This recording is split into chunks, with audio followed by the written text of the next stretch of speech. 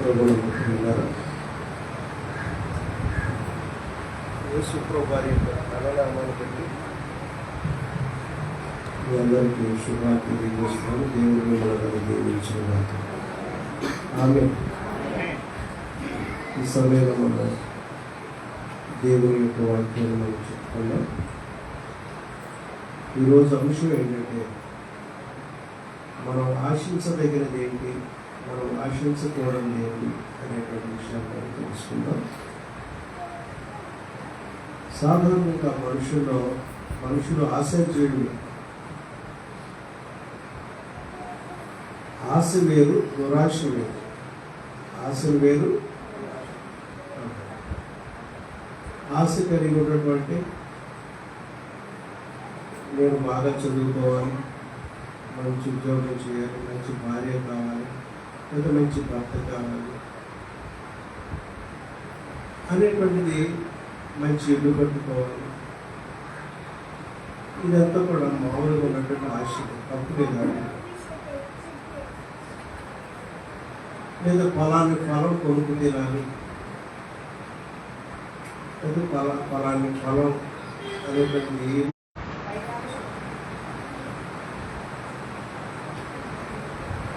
ఆశ కలిగి ఉన్నటువంటి పిల్లలు. దీంట్లో దురాశ ఏంటంటే మనది కాని దాన్ని మనం పొందాలనేటువంటి ఆ యొక్క దురాశ కలిగి ఉండదు.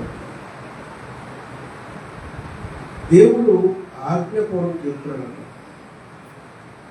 నీ పొరుగు వారిదకు దేనినైనా నీవు ఆశించకూడదని చెప్పాడు. బహుశా ఇది చివరి ఆజ్ఞల దగ్గర ఉన్నది. నీ పొరుగు అని ఇల్లు ఆశించకూడదు.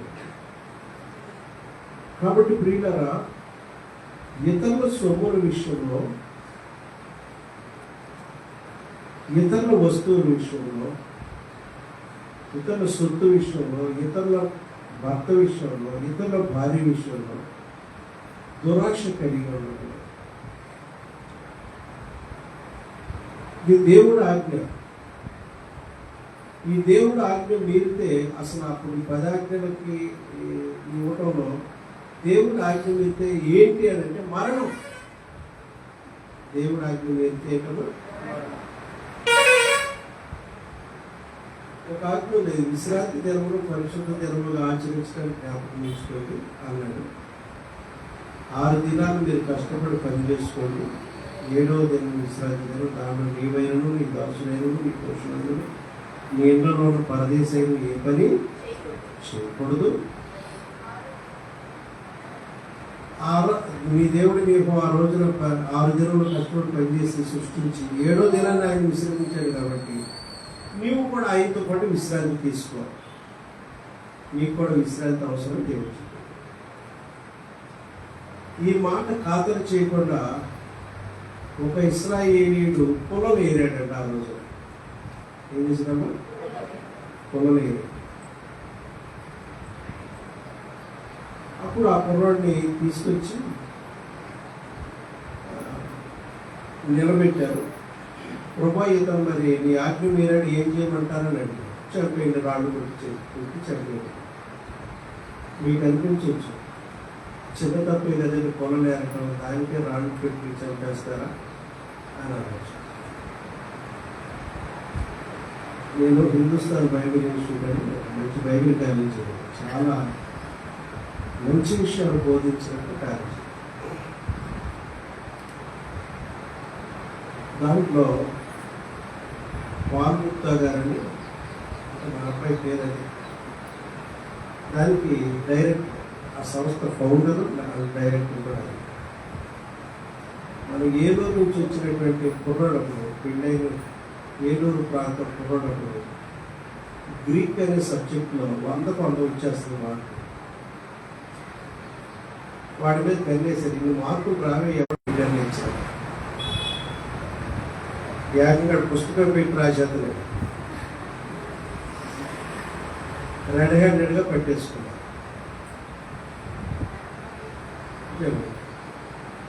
ఫౌండర్ అండ్ డైరెక్టర్ని పాల్గొంటా గారు అన్నారంటే వీళ్ళు అర్జెంటుగా డిపాజిట్ ఇంటికి పంపించేయండి, అసలు ఇది ఇలాంటి కాలేజీలు ఉండదు అన్నారు. అయ్యా అతను భార్యతో వచ్చాడయ్యా, అతను భవిష్యత్తులో సేవే చేయాలయ్యా, దాని గురించి 3 సంవత్సరాలు అయితే చదివేశాడయ్యా, ఇంకొక సంవత్సరం ఉందయ్యా చదువు అడ్డుకారుడైపోతాడయ్యా. లెక్చరర్స్, స్టాఫ్, స్టూడెంట్ యూనియన్ నాయకులు అందరూ, దాంట్లో పనిచేసే వాళ్ళందరూ అభ్యర్థన చేశారు. స్టాఫ్ కూడా ఓన్లీ చిన్న తప్పు కదా వదిలేయండి అడుగుతుంది. ఆయన అంటాడు, ఇక్కడ తప్పు చేస్తే సేవలో కూడా వీళ్ళు తప్పు చేస్తాడు. ఇక్కడ మనం తప్పు చేసిన వాళ్ళు వదిలేస్తే వీడు బయటికి వెళ్ళి తన సేవలోకి వెళ్ళా కూడా తప్పు లేదు, ఎవరు చేస్తాడు, ఇలాంటి సేవకు పనికిరాడు అన్నాడు. ఇప్పుడు వీడిని క్షమించారనుకో, రేపు కేరళ వాడు వస్తాడు, ఆడు తప్పు చేస్తాడు, నన్ను క్షమించండి అంటాడు. తమిళనాడు వాడు వస్తాడు, రాజస్థాన్ వాడు వస్తాడు, మణిపూర్ వాడు వస్తాడు. తర్వాత ఎవడైనా వచ్చి మరి ఆడిని క్షమించారుగా, ఆంధ్ర వాడని మీకు కావాల్సిన వాడని క్షమించారా, మరి మమ్మల్ని ఎందుకు క్షమించారని దాన్ని ఒక మళ్ళీ లేపుతారు సమస్య. వీడికి అసలు క్షమాపడే బయటికి తోలి పంపించాడు, సూట్ కేసు బయట పెట్టేసి టికెట్ గురించి పంపించేస్తాడు. ఇక్కడ దేవుడు అతన్ని క్షమించకపోవడం ఉద్దేశం ఏంటంటే అలాంటి తప్పు ఎవరు కూడా దేవుడు. కాబట్టి ప్రియమైన దేవుడు ఆజ్ఞను రాసిచ్చినటువంటి దేవుడే చెప్తున్నాడు, నీ పొరుగు వారిది ఇల్లును ఆశింపకూడదు.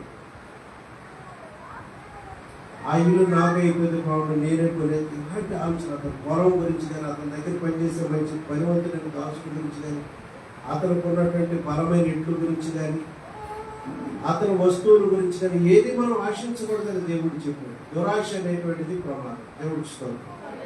అంటే దానికి కూడా శిక్ష అదే దేవుడు దృష్టి, అంతే కదా. ద్వితీయోపదేశకాండంలో చెప్తున్నాను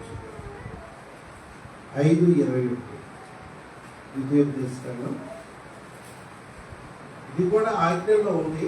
మరొకసారి మోషే ద్వారా మన దేవుడు చెప్పించాడు. ద్వితీయ ఉపదేశం, నీ పొరుగు అని భార్యను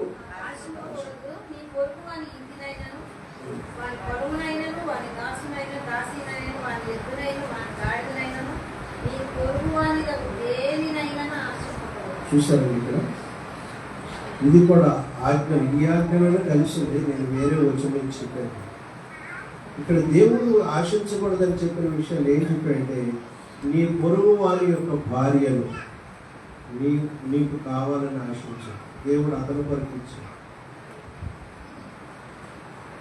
కాబట్టి ఇలాంటి విషయాల్లో మీరు చాలా జాగ్రత్తగా ఉండాలని దేవుడు తన ప్రజలకు ఆజ్ఞాపూర్వకంగా చెప్పాడు. ఈ విషయాల్లో మనం ఎక్కడన్నా తప్పిపోతున్నట్లయితే మన జీవితాలు సరిదిద్దుకోవాలి. దేవుడు స్తోత్రం. నీ పొరుగు వారి భార్యను కూడా నీ భార్యగా కావాలని ఆశించు. అలాంటి తప్పిదాలను మీరు జాగ్రత్తని దేవుడు, ఇలాంటి దురాశను మీ జీవితంలో ఉండకూడదని దేవుడు స్తోత్రం. హల్లెలూయా. సరే, మంచిది. అవన్నీ నైతిక సూత్రాలు. మరొక విషయం చూద్దాం. బైబిల్ గ్రంథం నుంచి యెహోషువ గ్రంథం 6వ అధ్యాయం 18-19 వచనాలు. శపింపబడిన దానిలో కొంచెమైనను మీరు తీసుకునేలా మీరు శాపగ్రస్తులై ఇశ్రాయేలు పాళెమునకు శాపము తెప్పించి దానికి మీరు బాధ కలుగు చేయదు కనుక శపించబడిన దానిని మీరు ముట్టకూడదు. ఒకవేళ దాంట్లో ఎరుకో పట్టణాన్ని మీరు జయించినప్పుడు దాంట్లో వెండియు బంగారమును వెండియు ఇత్తడి పాత్రలను ఇనుప పాత్రలను ఒకవేళ అలాంటి విలువైన దొరికితే యెహోవా మందిరానికి ఇచ్చేసేయండి.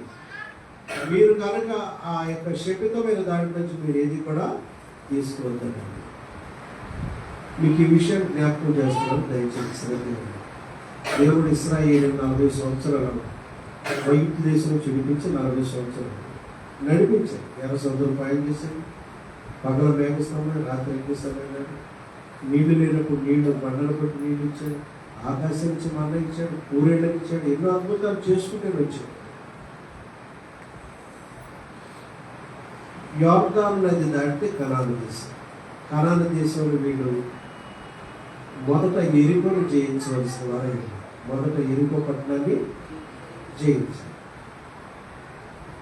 ఆ ఎరికో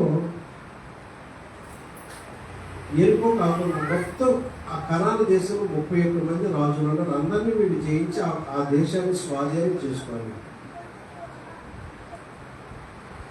అయితే దేవుడు మొట్టమొదటి కనాను దేశంలో మొట్టమొదటి ఆ పట్టణం ఎరికో పట్టణాన్ని జయించమని దేవుడు చెప్పాడు.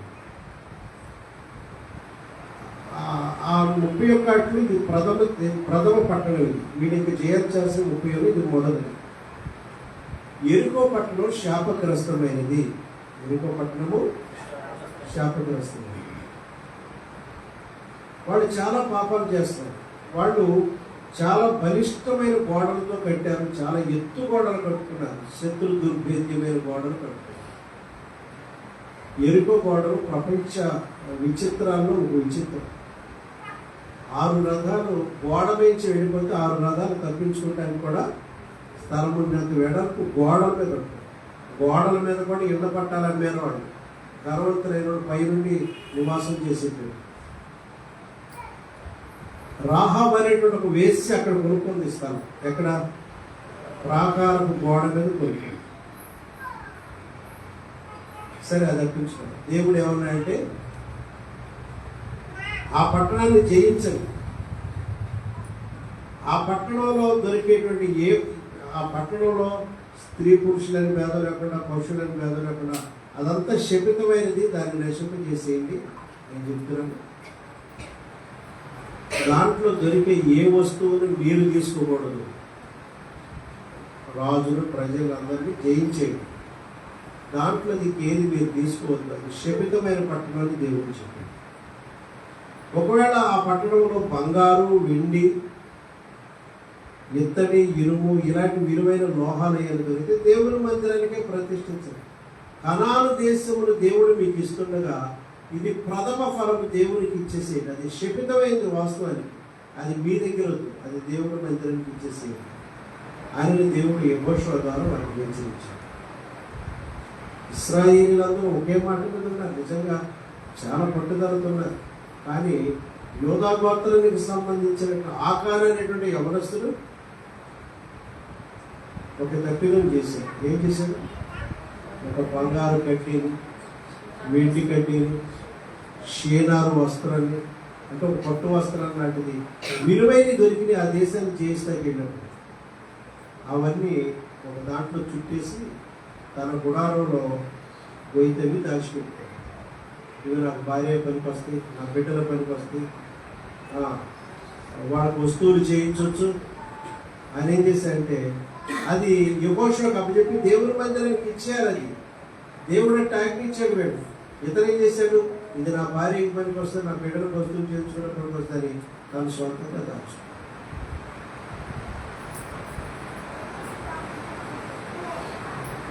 దాచుకున్నప్పుడు జయించేశారు. చాలా వరకు అంత అయిపోయింది. రాహాబ్ అనే స్త్రీ దేవుడిని నమ్మింది కాబట్టి ఆవిడ దేవుడు కాపాడాడు. అంత అయిపోయింది. నెక్స్ట్ యుద్ధం హాయి అనేటువంటి చిన్న పురం మీదకి వెళ్ళాల్సి వచ్చింది. చాలా చిన్న పట్టణం. రెండవది దాని మీద వీళ్ళు ఓడిపోయారు. ఒక 30 మంది 36 చచ్చిపోయారు. ఇశ్రాయేలు చచ్చిపోయారు. వీళ్ళందరూ ఏడుస్తూ దేవుని సన్నిధికి వచ్చి, దేవుడు ఎప్పుడూ మాకు తోడుకుంటాడు కదా, ఈరోజు అపజయం ఎందుకు వచ్చిందో మాకని కన్నీళ్లు కార్చారు. యెహోషువ సహా కన్నీళ్లు కార్చాడు. ఏంటి ప్రభు ఈ అపజయం ఏంటి, ఎందుకు ఇలా జరిగిందని కన్నీళ్లు కార్చారు.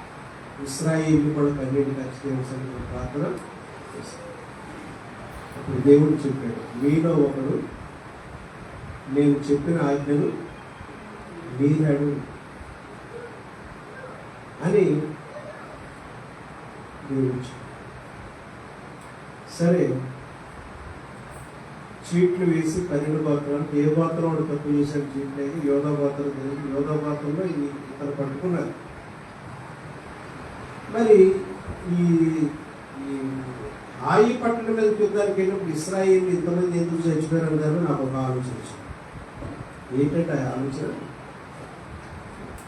యోధా గోత్రం యుద్ధానికి వెళ్ళినప్పుడు వీడు దొరికిన సొమ్ములతో ఏదో చాట్లు పెట్టుకుని రహస్యంగా తెచ్చుకోవడం వీళ్ళ బంధువులు చూసుంటారు. బంధువులు చూసే ఉంటారు, చూడకుండా ఎట్లుంటే ఎవరికో తెలిసే ఉంటారు. వాళ్ళు ఏమనుకున్నారు, ఓన్లీ మనవాడే కదా, మనోడు మనం బయటెట్టుకుంటాం ఏంటి, చెప్పొద్దు, మనం యెహోషువకు చెప్పొద్దు, పోలే ఆడ బాధ ఏదో పడుతున్న పోనే అనుకుని 30 మందో 36 మందో చూసి కూడా వాళ్ళు వదిలేశారు, పోసారు. తద్వారా ఏమైందంటే ఒక చిన్న పట్టణం మీద ఇన్ని లక్షల మంది ఇశ్రాయేలు దాని మీద యుద్ధానికి వెళ్ళక్కర్లేదండి, ఒక 12,000 మంది వెళ్దాం, ఏదో ఇంటికాడ కూర్చుందాం, ఆ పట్టణాన్ని ఈజీగా జయించొచ్చారు అనుకున్నారు.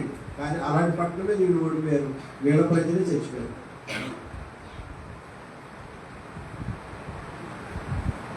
దేవుడి దగ్గర విచారణ చేస్తే తెలిసింది ఏంటంటే, మీలో ఒకడు దేవుడికి సమర్పించాల్సిన ప్రథమ ఫలం ఉందే, ఆ ప్రథమ ఫలం ఆశించి వీడు సొంతంగా తెచ్చిపెట్టాడు. అది శపితమైందిరా బాబు, దాని జోలికి వెళ్ళొద్దు, అది బంగారమైన వెండైన విలువైన ఏదైనా సరే దేవుని యొక్క ప్రత్యక్ష గుడారానికి ఇచ్చేయడానికి మొదట్లో దేవుడు చెప్తే దాన్ని పాటించలేదు. దాన్ని కొంతమంది బలపరుచుకున్నారు, వీడు మనోడేనే, మన పురోడేనే, పొందిపోయిందినే, మనం యెహోషువకు చెప్పొద్దు అనుకుంటూ ఆ పాపాన్ని కొంతమంది మరుగు చేసి ఉంటారు. ఆశించిందేమో ఆకాడు, దాన్ని సమర్థించింది కొంతమంది దేవుడు. కాబట్టి ప్రియమైన దేవుని బిడ్డలారా, మనం ఎప్పుడు కూడా పాపాన్ని ప్రోత్సహించొద్దు, ఒక తప్పును ప్రోత్సహించొద్దు, ఒక చెడును మనం ప్రోత్సహించొద్దు. ఇప్పుడు కూడా దేవుడు మనం ప్రోత్సహించామా, వాడికి ఎలాంటి శ్రమ వచ్చిందో మనకు అలాంటి శ్రమ. ఆకానేమో రాళ్లతో కొట్టబడి చనిపోయారు, ఈడేమో యుద్ధంలో చచ్చిపోయారు. ఇక్కడ ఏంటంటే విషయం, ఆ ఎరుకో పట్టణం యొక్క ఆస్తి లేదా విలువైన సంపద ప్రథమ ఫలంగా దేవుని మందిరానికి ఇచ్చేయమన్నాడు. అది ఇవ్వకుండా వీడిలో ఒకటి కన్న వేశాడు, వాడి శాపగ్రస్తుడు. కాబట్టి దేవునికి ఇవ్వాల్సిన దేవునికి ఇచ్చాక అది శాపగ్రస్తమైంది అనుకుని దాని జోలికి మనం వెళ్ళకూడదు. దేవుడికి స్తోత్రం. అది ఆశించడం వల్ల ఆకాను సమర్థించిన వాళ్ళు కూడా ప్రాణపై పొంది చనిపోయారు. దేవుడికి స్తోత్రం. చూద్దాం 1 కొరింథీ పత్రిక 10వ అధ్యాయము 5, 6, 7, 8 వచ్చిన 1 కొరింథీ 5వ వచనం. అయితే ఇశ్రాయేలీలు, అయితే వారిలో ఎక్కువ మంది దేవునికి ఇష్టలుగా ఉండకపోయారు కనుక అరణ్యములో సంహరించబడి. దేవుడు అరణ్యములో ఇశ్రాయేలుని ఎందుకు చంపాడు? వాళ్ళు కొండాకులాగా ఎందుకు రాలిపోయారు? వాళ్ళ జీవితాలు ఎందుకు నష్టపోయి? అరణ్యాత్మకు దేవుడే కదా నడిపించేది. పగలు మేఘస్తంభంలో, రాత్రి అగ్నిస్తంభం నడిపిస్తూ అనుదినం వారికి మన్నానిస్తూ పోషిస్తున్నాడు కదా. వాడు ఏది అడిగితే అది ఇస్తున్నాడు కదా దేవుడు. అయితే వారి మీద ఎందుకు కోపం వచ్చింది దేవుడి కంటే, ఆ నడిపించబడే వాళ్ళు అనేకులు దేవుడికి ఇష్టలుగా చూసారు. వాళ్ళు దేవుడిచ్చే మన్నా తింటున్నారు, దేవుడిచ్చే మేఘంలో నీళ్ళలో నడుస్తున్నారు, దేవుడిచ్చే అగ్నిస్తంభం వెలుగు పొందుతున్నారు, దేవుడిచ్చే ఆహారం రోజు తింటున్నారు, అన్ని మామూలుగా దేవుడిని వనరులు అనుభవిస్తున్నారు. కానీ ఇవన్నీ జరుగుతుండగా వారిలో అనేకులు దేవునికి ఇష్టలుగా ఉండలేదు. ప్రియమైన దేవుడు పెట్టారు, మనం అనేక సంవత్సరాలు బట్టి దేవుడు వారికి. నువ్వు దేవునికి ఇష్టడుగా బ్రతుకుతున్నావా? ఇంత వాక్యం నువ్వు గురువారం, శనివారం, ఆదివారం, ప్రత్యేక కూటాలు ఇంత వాక్యం సమృద్ధిగా మనం ఇంటూ కూడా దేవునికి ఇష్టడుగా ఉండకపోతే ఏ కలుగుతావు? దేవుడు సంహరించేస్తాడు.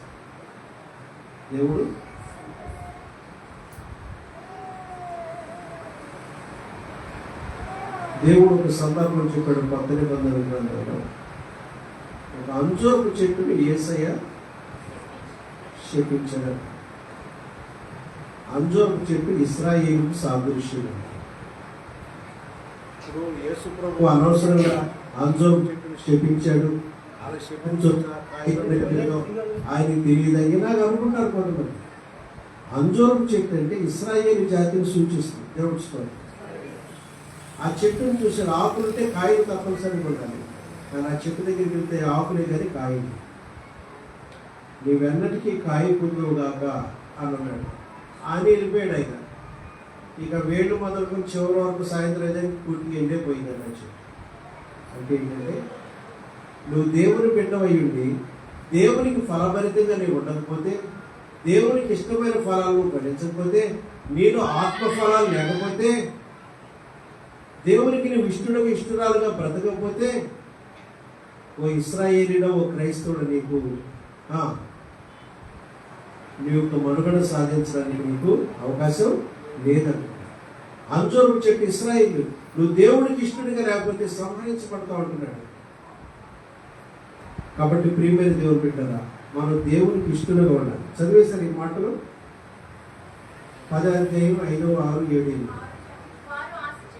వారు ఆశించిన ప్రకారము మనము చెడ్డ వాటిని ఆశింపక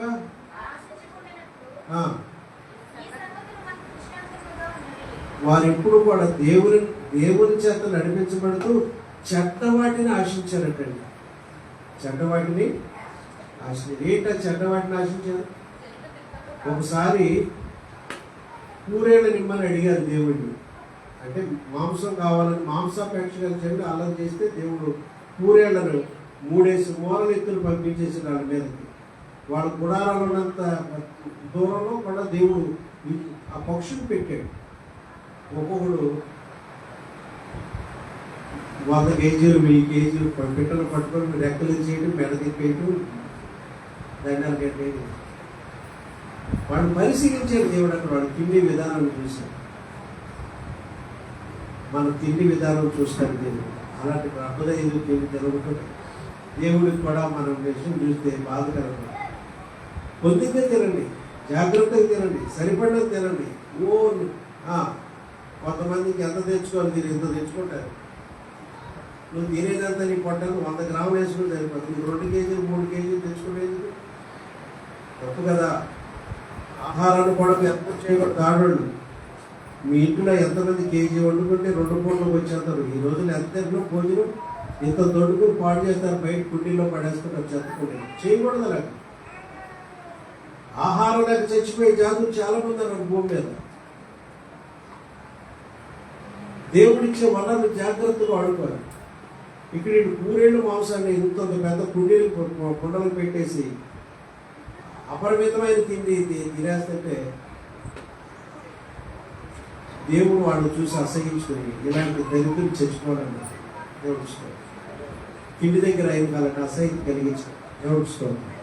ఇంకోటి ఏం చేసిన మోయాబు దగ్గరికి వచ్చేటికి వాళ్ళు ఆ దేవతలకు బలి మాంసం ఆహరించబడేది. చదువు. జనులు తినటకును త్రాగుటకును కూర్చుని, చూసారండి, తినడానికి త్రాగటానికి. కాబట్టి వారు సంతరించారు. ఇక్కడ కూర్చున్నటువంటి స్త్రీలారా పురుషులారా, దేవునికి ఇష్టం లేని పనులు కూడా ఉన్నాయి. విగ్రహారాధన ఎంత పాపం, విచారణ కూడా అంతే. నువ్వు మరణానికి దగ్గరకు అలాంటి పాపాలు చేస్తే దేవుని పాపం నీకు వచ్చేస్తుంది. కాబట్టి ఇలాంటి పాపాలకు మనం దూరంగా బ్రతకాలి. మనం ప్రత్యేకించుకోవాలి. మనం చెడ్డవాటిని ఆశించకూడదు. దేవుని ఆత్మ బాధపడేంతగా మనం చెడ్డవాటిని ఇప్పుడు కూడా ఆశించకూడదు. దేవుడికి స్తోత్రం కలుగుతారు. హల్లెలూయా. కాబట్టి వాళ్ళు ఆశించి దేవుని శిక్షణ తెచ్చుకున్నారు. తర్వాతది ధనాపేక్ష. 1 తిమోతి 6:10 చూద్దాం. 1 తిమోతి 6:10. ఎందుకనగా ధనాపేక్ష సమస్త కీడులకు మూలము. కొందరు దాన్ని ఆశ కీడులకు. డబ్బు అందరికీ కావాల్సిందే. డబ్బు లేకపోతే ఈ లోకం ఒక అడుగు కూడా ముందుకేయలేదు. కానీ డబ్బు అవసరమే, కానీ నీకు అవసరమైన దేవుడు ఇస్తాడు. దాని మీద విపరీతమైన వాంఛ పెట్టుకోవద్దు. అలాంటి వాంఛకు నువ్వు తప్పిదాలు చేస్తావు. దాని కొరకు లంచాలు అడుగుతారు. చాలామంది ఆ డబ్బు కొరకు దుర్మార్గ పనులు కూడా చేస్తారు. కాబట్టి ప్రియమైన బిడ్డలరా, డబ్బు కొరకు శరీరాలు అమ్ముకునేవాళ్ళు, డబ్బు కొరకు దేవుని యొక్క ఆజ్ఞలు మీరేవాళ్ళు చాలా మంది ఉన్నారు. మనం అలాంటి వారిగా ఉండకూడదని దేవుడు చెప్తున్నాడు. దేవుడు స్తోత్రం. ధనాపేక్ష అనేటువంటిది అది చాలా పెద్ద తప్పని మనకు తెలియదు.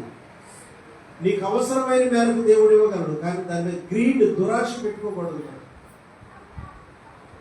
అక్రమ సంపాదనకు మనం వెళ్ళిపోకూడదు. ఏదో విధం చేత నేను సంపాదించిన ఆ మాట తప్పు.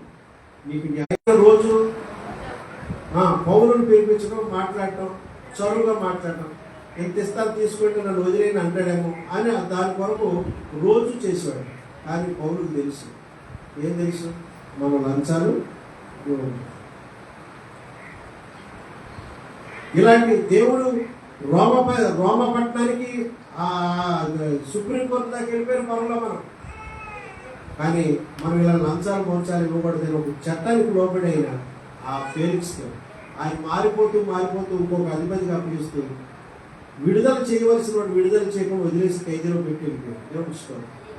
కానీ దాని ద్వారా దేవుడి ఉద్దేశాలు నెరవేరు. ఇతను రోమపట్నానికి వెళ్ళాడు. రోమపట్నాన్ని క్రైస్తవ దేశంలో మార్చడానికి అక్కడ సువార్త సేవ చేయలేదు. దేవుడు స్తోత్రం కలుగుతాడు. హల్లెలూయా. కాబట్టి పౌలు ఫేలిక్స్కి లంచాలేమి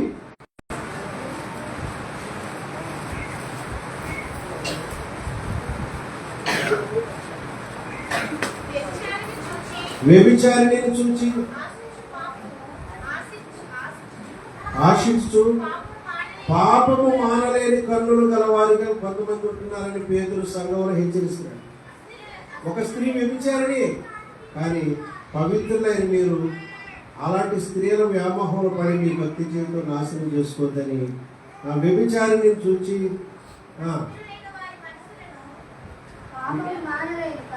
పాపం మానలేని మీ పవిత్రతను మీరు కాపాడుకోండి. మీరు మీ కన్నుల్లో చెడ్డ వ్యామోహం ఉండొద్దని దేవుడు హెచ్చరిస్తున్నాడు. దేవుడు స్తోత్రం. అంటే మనం పవిత్రతమైనటువంటి కన్నులు, యేసై కన్నులు పోలి మన కన్నులు, యేసై హృదయ ఉద్దేశాలు మనలో, యేసై మాటల్లాగా మనం ద్వందార్థాలు వచ్చే మాటలు చెడుగా మనం మాట్లాడద్దండి. మనం ప్రభు రాకడే దగ్గర మన జీవితాన్ని సరిచేసుకుంటాం. పేతురు హెచ్చరిస్తున్నాడు, వ్యభిచారిని చూసి ఆశించే కన్నులు లాంటి కన్నులు మీరు కలిగి ఉండొద్దు. అలాంటి వాటిని ఆశించాలి. మనం దేన్ని ఆశించాలంటే మనం ప్రభు యొక్క పరిశుద్ధతని, ఆయన సన్నిధిని మనం ఆశించాలి. యెషయా గ్రంథం 26వ అధ్యాయం 8వ వచనంలో అక్కడ రాయబడింది, మేము నీ కొరకు కనిపెట్టుకొనిచున్నాము, మా ప్రాణము నీ నామం స్మరణను ఆశించున్నాను. చూడండి ఒకసారి, చూడండి ఇక్కడ అంటున్నాడు భక్తులు, మేము నీ కొరకు కనిపెట్టుకొనిచున్నాము, మా ప్రాణము నీ నామమును నీ స్మరణను ఆశించున్నాం. ఎలా ఉండాలని భక్తుల హృదయం అంటే ఎలా ఉండాలంటే ప్రభు దర్శనం పొందాలని, ప్రభువు నుండి జవాబు పొందాలని, ఆయన సన్నిధిని ఆశిస్తూ ఎల్లప్పుడూ ఆయన మీద ఆశతో మనం కనిపెట్టుకున్నాము. దేవుడి స్తోత్రం. మేము నీ కొరకు కనిపెట్టుకొనిచున్నాము, మా ప్రాణము కూడా నీ నామస్మరణలో ఉంటుంది, నేను స్తుతిస్తున్నాము, దాని కొరకు మేము ఆశపడుతున్నామని చెప్తున్నాడు.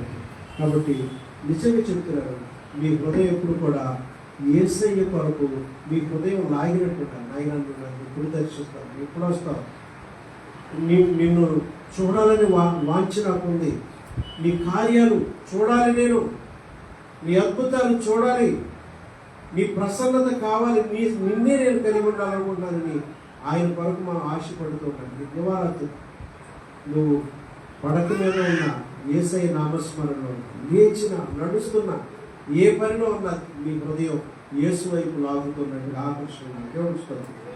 26:9 కూడా చదవండి. రాత్రి వేళ నా ప్రాణము నిన్ను ఆశిస్తున్నాను.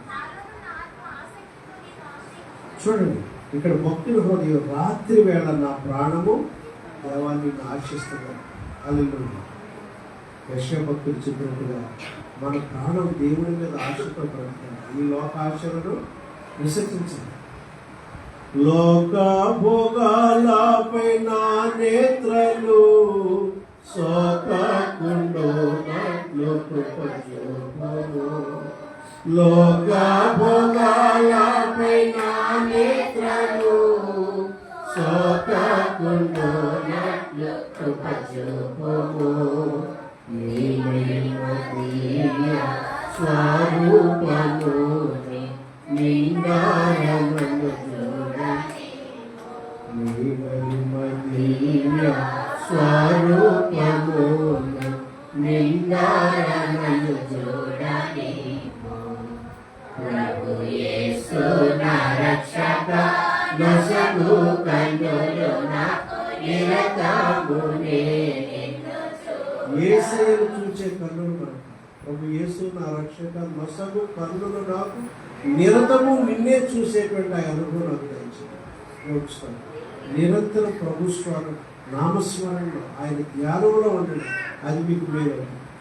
ఈ లోక ఆశల్లో మీరు కూరుకుపోదు, మోసకరమైన దురాశలు మీరు ఉండదు, వ్యభిచారాన్ని చూసి ఆశించే మనసు కానీ, ధనాపేక్ష గల హృదయం కానీ, ఇశ్రాయేలీయులు ఆశించినట్టు విగ్రహారాధన కానీ, దానికి సంబంధించిన భోజనాలు కానీ, దేవుడు కాదన్న దాన్ని మనం కావాలని కోరుకుంటున్నాను. ఇలాంటివి ఇవ్వబడదని దేవుడు ఈ రోజు మనం చేస్తున్నాం. దయచేసి మన జీవితాలు సరిదిద్దుకున్నాం. చిన్న పాపమైన దాన్ని విడిచిపెట్టండి. దేవుడు కోపం మీరు పొందుకుంటారు. దేవుడు స్తోత్రం. ఇది చిన్న పాపమే కదా అనుకుంటే అది నీకు పెద్ద ఆటంకమై కూర్చోండి. నీ ప్రార్థనలు దేవుడికి వెళ్ళవు. మనం చిన్న పొరపాటుని మనం అనుకుంటాం, కానీ మీ ప్రార్థన దేవుడి దగ్గరికి వెళ్ళకుండా ఆపుతుంది. కాబట్టి అలాంటి అభ్యంతరాలు మనం పెరుగుతాం. దేవుడి వాక్యం మీ హృదయాన్ని దీవించుగా.